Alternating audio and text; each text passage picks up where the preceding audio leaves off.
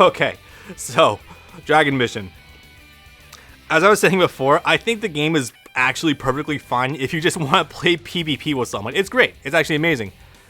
This game is probably one of the worst games I've ever played when it comes to actual single player content. And not for a lack of it, but it's kind of terrible. And we'll just go ahead and illustrate this. All Dragon Mission records will be lost. That's totally fine because I have like almost everything in the game unlocked anyway. I found this one mission that's really super easy to grind. I'm going to point out when we get to it, but for the time being, we're just going to go ahead and fire this up and start things off from the usual Sand Saga. Now, first of all, moderate hot take, but I kind of prefer this over the straight overworld of Budokai 3 because, I mean, it was definitely groundbreaking and immersive to a good capacity because you could actually play the characters, but like, this is so much more direct. There's no more weird pickups, no unexplained side missions you have to do anymore. It's great. I actually kind of love this. The only thing about this though is that there's a weird ass like training mode, and I guess we can do it. It's not like I'm not unfamiliar with this, so it's fine. Now, a neat thing about this game though, I don't know what's a neat thing. This game weirdly doesn't have a Z2 or Z3 difficulty. It seems to just cap at Z. Weird, but okay. Anyway, so this game's got a lot of missions. Actual fuck ton of missions. For some reason, they decided to interweave the tutorial mode into, you know, the story mode itself. So, I guess since I didn't cover it in Budokai 3, we'll cover it here. So, nah. I actually don't think I've ever covered a tutorial mode for the Budokai games. Now I think about it. I mean, maybe I did for Budokai 1 like years ago, but I don't think I did. Anyway, so what we got again? Wait, what we got here? I actually was not paying attention. Just land 30 basic attacks. That's fine. I don't. Oh god, I do actually kind of miss this tune in particular. Oh wait, what was the combo input for that one? I think it was like just forward kicks. Yeah. And like that, it's pretty easy. There's like 10 tutorial missions, and I was debating on even actually showing them, but I realized that A, it's free money, so may as well. And also because it's decent illustration of just how to play the game, so I may as well, right? Showing differences in system mechanics, you know, all that stuff. Boop. Okay. Defensive moves are important. Practice them. Details. Always make sure you check your details, by the way, because this game is a stickler for completion details. Like, you'll be jettisoned back, and you have to sit like 5 load screens before you can actually restart the mission. So make sure you definitely check this often.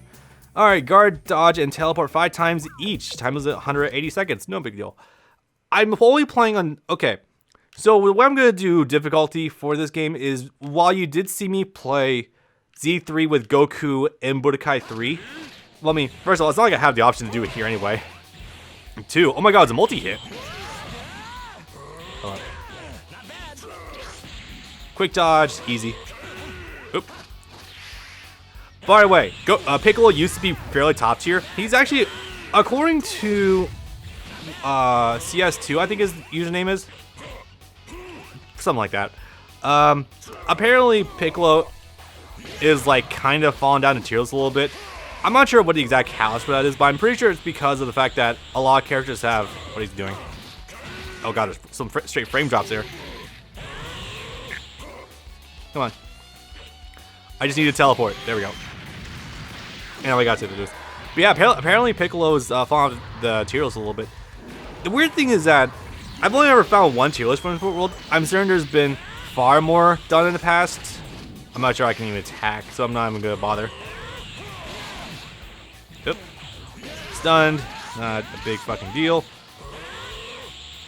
But yeah, there's been a lot of weird ass adjustments, like Omega Shenron, Sin Shenron's fallen a full complete tier list, probably because of the transformation. Janemba is fucking top tier, I'm pretty sure off the top of my head. Paikon's nuts. Goku is top 5 easy. Oh god, what was the big one? Kid Buu's fallen off a little bit. That was kind of a weird thing to figure out. Piccolo's like fucking mid tier now.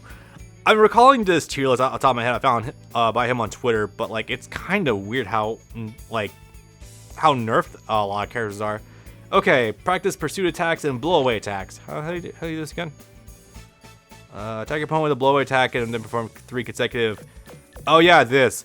They didn't tell you the input. I think they changed the input as well, so I'm gonna need a quick second to figure this out. Was it like... Oh, right. It was completely changed because it's now the charge button. It's not the energy button. The charge button is like really introduces some frustration with this game. Also, yeah, this game doesn't fucking tell you that this was changed to the charge button. I hate that. Functionally, it's still the same thing. Where, like, you just press the button and you follow up with them. But I didn't realize this till after I beat the game completely. So I was like, what is keeping me from completing this one mission? It's that exact reason. It was changed from death blow move to just charge. Oh man, they don't tell you these things. Part of the reason I do this Let's Plays is so that I can help people who have trouble with these games. Because Infinite World really... I'm not going to spoil this too much in advance, but Infinite World might actually be the single hardest Dragon Ball game I've ever played for this channel, period.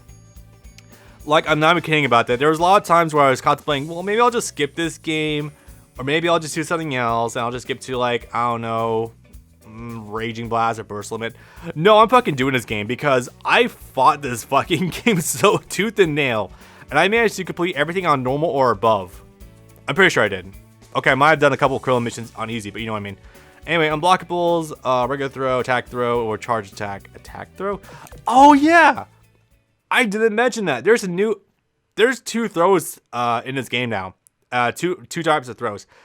Let's see. There was a certain thing about that. Actually, I think they completely changed the inputs. So first of all, guard button and punch is still one throw. I think it used to be a different input. I'm not certain offhand, but I think that was the case. However, you also have off of energy and guard a different kind of throw, which you can see here. There's two varieties. It's either that blast barrage or you get like a character doing a series of like melee attacks. It's whatever. Oops. Yeah, let's just do this. Oh my god, that was totally gonna connect. Yeah. Okay, but an interesting thing is that, like, I'm not sure what exactly the design philosophy was, but this is the range of the normal grab that you have, and the new grab is fucking this. It tracks. It tracks to at least one side. I'm not sure why that was decided to be the case. Maybe it's so that way you don't have a linear option throw anymore. I know that these game developers were definitely trying to, like, introduce more, like, offensive options into the mix. And I get that, but dude, holy shit. Okay. It's becoming increasingly obvious that this game might have been kind of slapped together, and they didn't really... I mean, it's not like they didn't care, but there's a lot of oversights, and I could definitely tell this game was done probably on the cheap. By the way, if you're on the overworld, you can hold down square button to run. I just thought I'd bring it up because it's kind of good to know. Okay, let's see. Practice performing rolls. Oh, literally just tech rolls. Perform a roll and a moving roll 3 times. I think that's just tech rolling. I want to say it is. It's either tech roll or teaching you the directions of which you can tech roll. I want to say that. Or delay. I don't know. Oh yeah, Yamcha is top tier as well. Yamcha might actually be the best character in the game, fucked up enough. Because this is the game where, like, they were describing that his punches have, like, the strength of, like, ki blasts. Or ki blasts, heavy punches. Let me just go back down the ground. Come on, hit me. Anything else? Yeah, boy. It's hard to get him to actually... That's a tech roll. Alright, that's all. Wow, this shimmy he has. Okay. Okay. I think the direction of rolling is like you could do it either forward or backwards. Or to the sides. I actually just went to his ki blast by dashing forward. That's kind of weird. Hold up. Oh, there's the stun.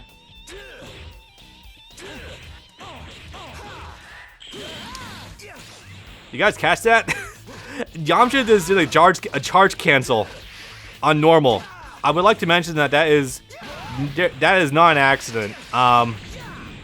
More information to come on that, but yeah, that's very much not an accident. Let's tech to the foreground. Okay, cool. Okay, so there's attack rolls and then there's directional rolls you can choose to do off the ground. Okay, that's all it's illustrating. I just want to make sure about that. Because this game does such a bad job of explaining things to you that I kind of have to extrapolate some stuff. Okay, wait, was that all for the training mode? Oh, wow. I remember that being way fucking longer, but I guess not. Okay, so tutorial over. But yeah, as you saw there, this game is absolutely fucking brutal. On normal difficulty, Yamcha was already doing, he was doing linkers and doing charge cancels.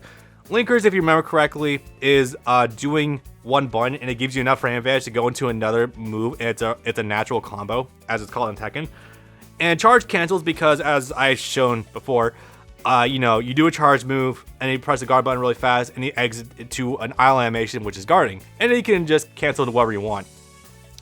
So the AI in this game,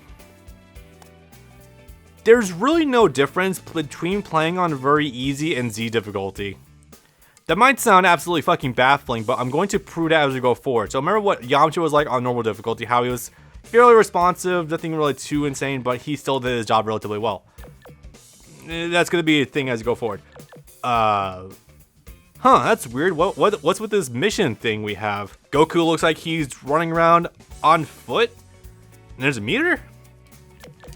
Yeah, so... okay. Dragon Ball Z Infraworld is the beginning of a very weird trend for Dragon Ball games where they tried to implement a lot of like single player content. I mean, it's not like it wasn't the case before, but it's really evident here. Also, hello Pre-Kai, right? That's how you doing. Also, Pre-Kai dubs in general. I kind of miss it in some regards, but not in a lot of other regards. Okay.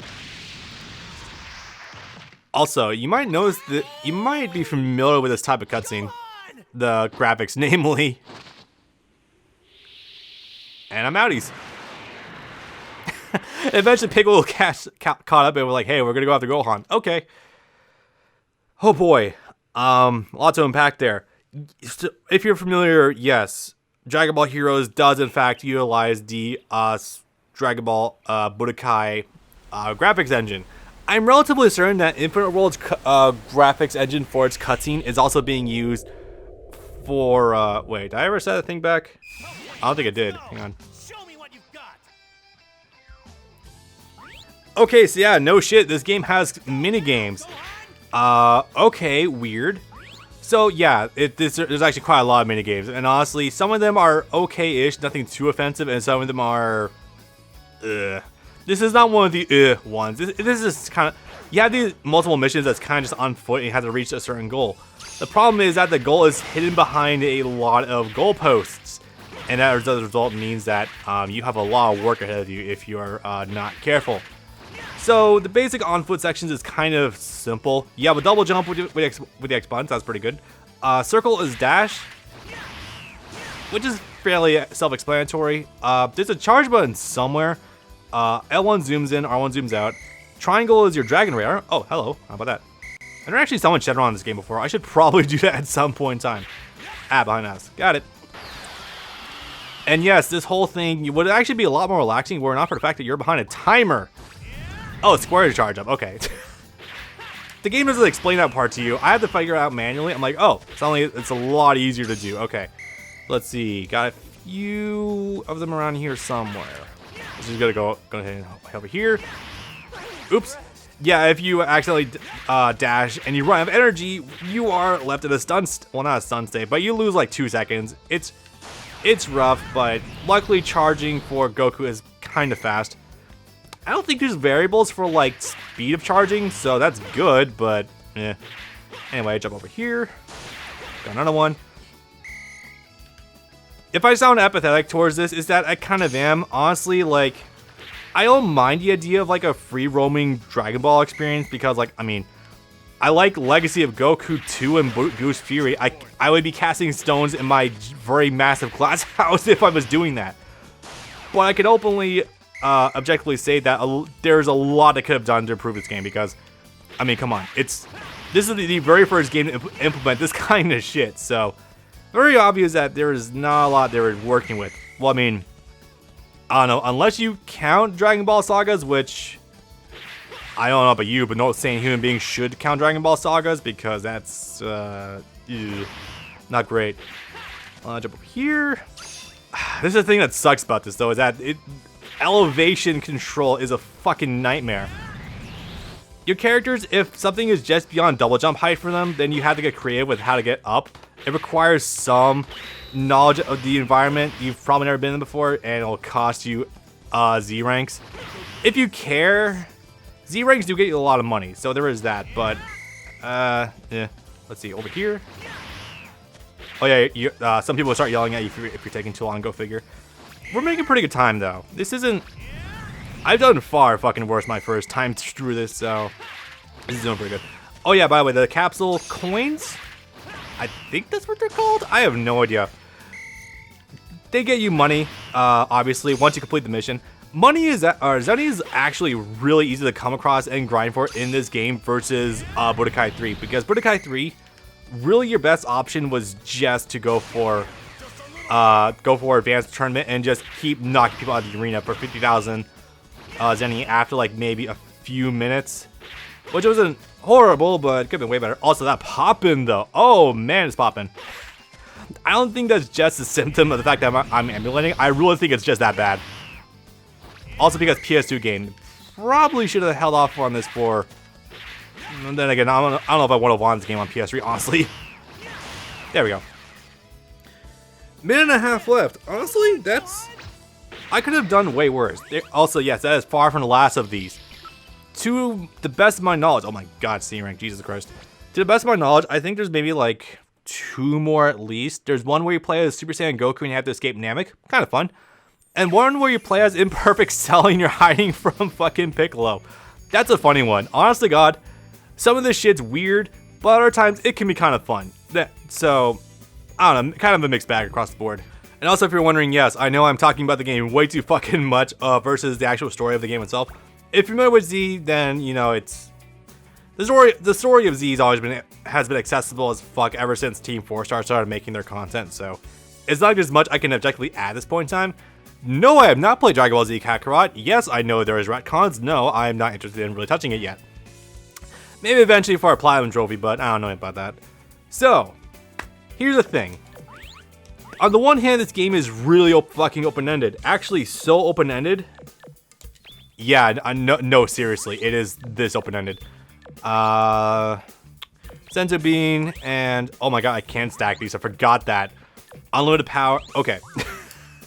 You know, I should probably just take a few minutes to actually explain the whole capsule system. Capsules have been severely reworked, and honestly, way for the better.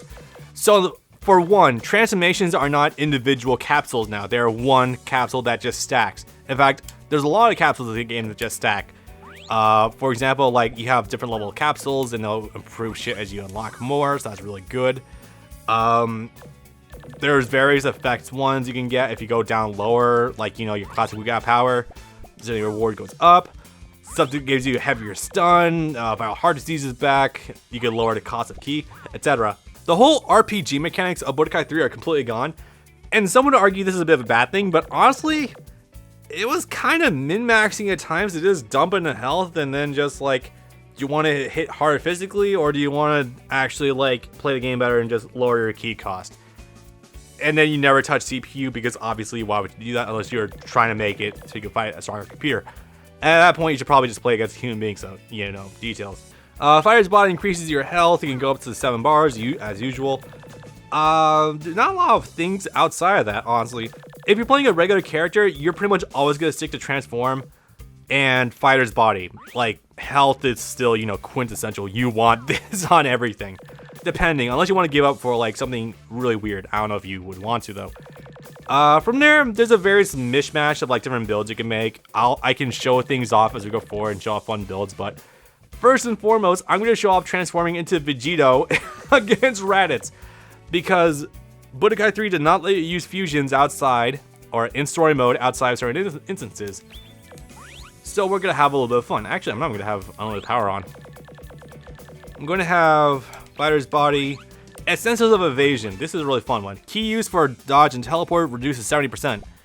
And if your math's correct, that means that teleports cost 2 bars and not 3. So, you know, pretty good. I'm also a huge fan of Heavy Blow. This makes it so you raise the enemy's fatigue gauge by 1.3 times, so it's really strong. Honed Ki is fine. Ki consumption for super attacks goes down by to 70%. Depending on your character, this could be a godsend. For Goku especially, this is mandatory because, you know, Dragon Fist loops, yo. And there's not much else to be had. Speed of Ki gauge increased to 105%. It's kind of neat. Future trading is fine. I don't use it personally. I'm gonna use what we got. I haven't actually touched that one in a while, have I? For the fuck of it, we got power. Why not? Now here's the deal. With Goku, I'm going to play every one of his story campaigns on highest difficulty available to me, Z. For every other character, it's gonna be variable. For Vegeta, I'm gonna try to keep doing very hard. Adult Gohan, I'm gonna try to do very hard. Teen Gohan hard. Piccolo hard, and everyone else normal or below. The wild thing about this game is you have, oh god, how many characters do you have access to again? At least like 10. You can play as Cell, you can play as Vegeta, you can play as Trunks, you can play as Android 17, Android 18, Krillin, Tien, Yamcha, fucking Piccolo. You have a lot of playable characters. As for that matter, once again, I'm leaving a combo list that I've constructed down in the first video, if you want to consult that for any sort of like basic combo structures or, you know, whatever. There is a Discord I'm going to recommend you join for Budokai 3 / Infinite Worlds competitive scene. They're a pretty cool bunch. Not very active though. Alright, hold up. Also, first of all, there is a retry button. And you can just leave. Oh my god, this is such a good boost. Alright, so yeah, this is how basic combat works in the game. It's about to run out. Boop, okay. I have a, remember, 25% chance this can fuck up, but 75% chance it's gonna go through. I'm gonna wager circle. Booyah, there we go. And again, remember, if you choose a fusion character, Goku and Vegeta's lines inexplicably change.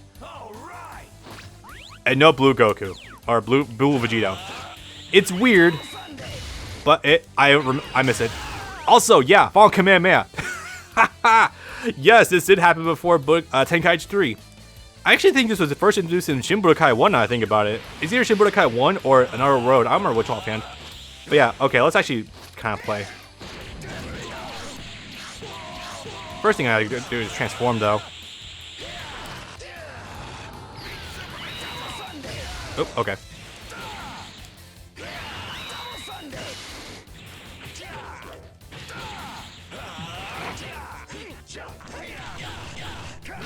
Nope.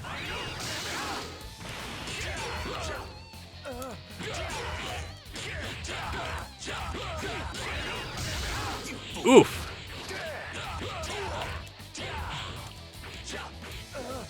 Oops. Well, it's not a spear cannon. And again, remember, infinite key. Oh yeah, you can also, right? I guess you can flash guard throws, can't ya?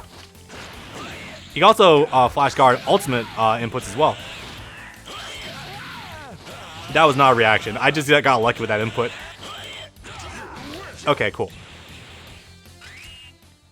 I want to do that. You want to go some more line? Oh my god!